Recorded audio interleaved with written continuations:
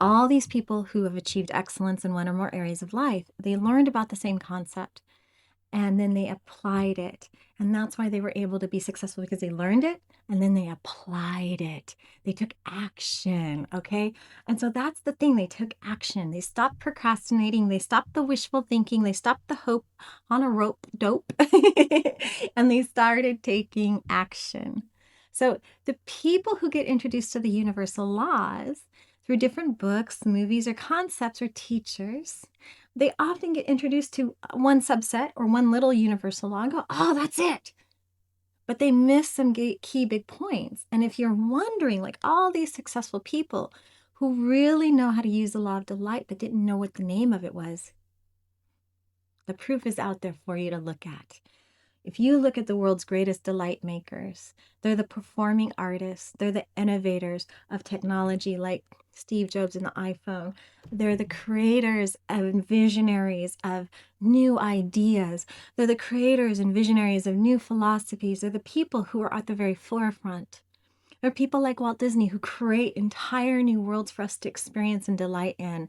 They're the people who actually just dedicate themselves to creating something beautiful that we can all share in and we can all delight in. They're the athletes who achieve more than we ever thought or dreamed possible, who have overcome so many obstacles physically, mentally, and emotionally to become greater than they ever dreamed possible later on.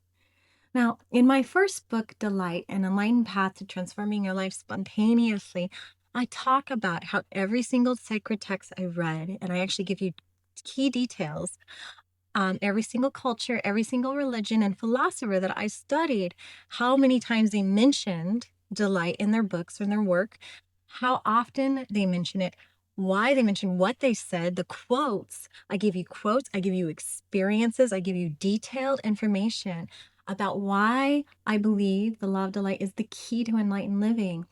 And it resides in this idea of eudaimonia, living a delighted life of service, fully in flow with the creative force of the universe, fully in wonder and appreciation for all the things that you experience, and focusing on those divine acts of service and acts of creation and acts of innovation and acts of solutions that delight ourselves and each other in life. Delight is a code word for divine love, divine light, woven together to create ecstasy.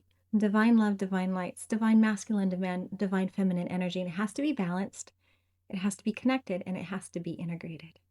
And that's what creates the power of delight.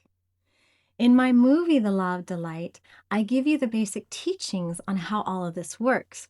So if you really want something in your life, you send a message out to the universe. And if you focus on delighting yourself fully in all areas of life, it will happen like that for you. If you truly desire something in your life, you got to get clear on what it is. You have to be super clear, super focused, super connected, and you can create it. And if you deepen your delight for it, and you deepen your delight for all areas of your life, you can expand that vision to something even bigger than you ever dreamed of possible. And here's how I frame my declarations. X, I delight myself fully in life. I delight myself. I commit myself to doing this, to giving, giving. In exchange, I ask for this or something more. And it's a mathematical equation.